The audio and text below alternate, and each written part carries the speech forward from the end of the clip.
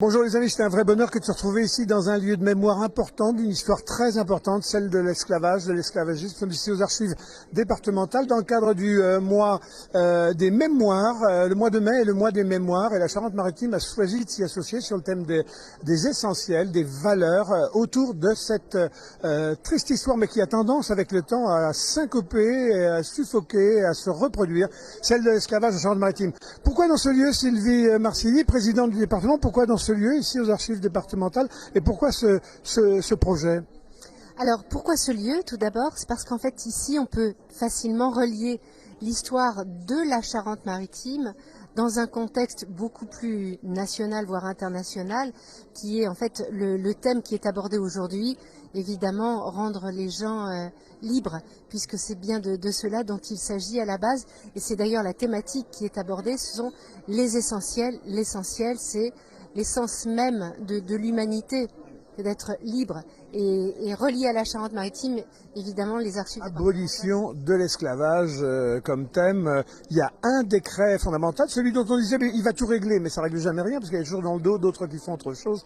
On va en parler dans 2 minutes. Alors là, c'est le décret de 1848 qui est mis en scène.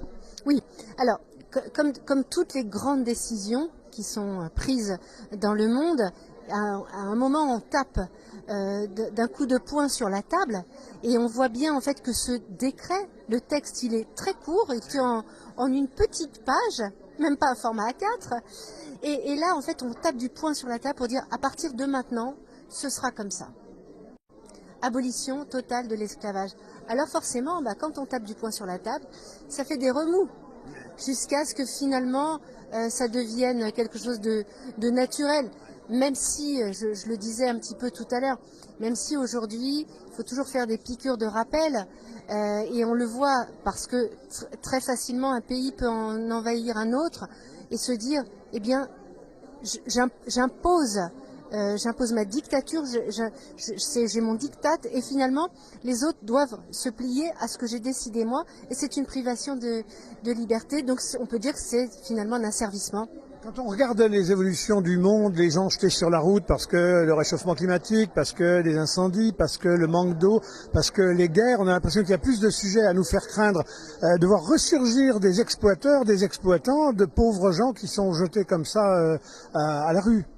Malheureusement, mais vous savez, moi j'ai confiance en la nature profonde de l'homme et dans ses valeurs fondamentales qui sont le partage, l'entraide, et pourquoi pas aller combattre, ça a été le cas par le passé, combattre pour rendre les gens libres, en tout cas leur rendre leur liberté.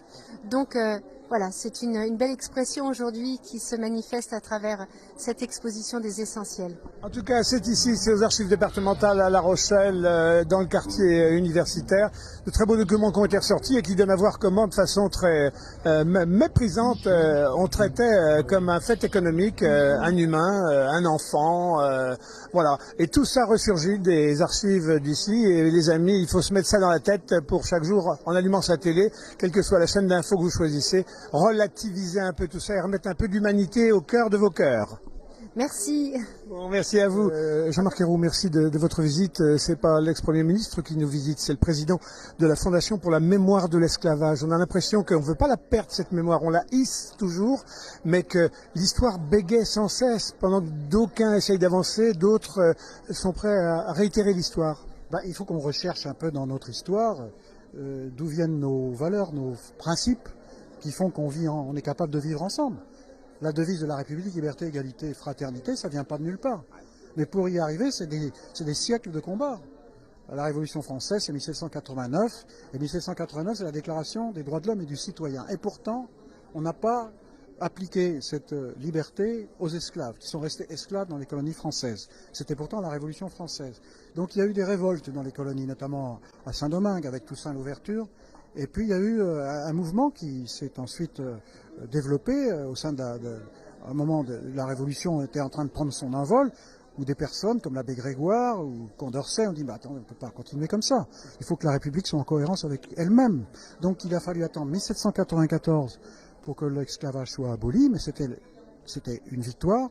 Mais Napoléon rétablit l'esclavage en 1802 et ça dure jusqu'en 1848. Et à nouveau, une révolution, c'est la Deuxième République et c'est l'honneur de la France d'abolir définitivement l'esclavage. Donc il faut rappeler tout ça, parce que si on ne rappelle pas, on a l'impression que notre histoire elle est linéaire, qu'elle est fade, qu'elle est lisse. En fait, elle est faite de contradictions, de gens qui se mobilisent, qui se battent. Et donc si on n'a pas les clés pour comprendre, on est faible aujourd'hui. Donc on a envie que les jeunes générations en particulier soient fortes pour affronter les défis du présent, mais ça ne peut pas se faire sans un travail d'histoire et de mémoire. Quand on voit comment le monde s'organise dans son envie de richesse, la surpopulation partout, le changement climatique par là-dessus, des peuples jetés sur les routes, toujours à la faveur de ces drames, d'aucuns font commerce. Et on a l'impression que l'abolition, c'est pour les uns, mais pas pour les autres. Il y en a qui continuent de faire commerce au jour d'aujourd'hui dans des républiques mafieuses. C'est sûr, c'est pour ça qu'il ne suffit pas de regarder l'histoire et le passé. Quand on dit travail de mémoire, c'est pas pour être tourné vers le passé, c'est pour être plus fort pour les défis d'aujourd'hui. Et ce que vous avez décrit, c'est vrai qu'il y a des injustices, il y a des mafias, il y a des gens qui s'enrichissent sur le dos des autres, il y a encore des gens qui sont dans une situation d'exploitation et même d'esclavage à l'échelle internationale. Donc ça veut dire qu'il faut toujours aller rechercher dans notre histoire les fondamentaux, les leviers qui vont nous permettre de continuer d'agir et de ne pas renoncer. La mémoire, c'est fondamental pour la suite. Peuple sans mémoire, peuple sans avenir. Absolument. Merci à vous.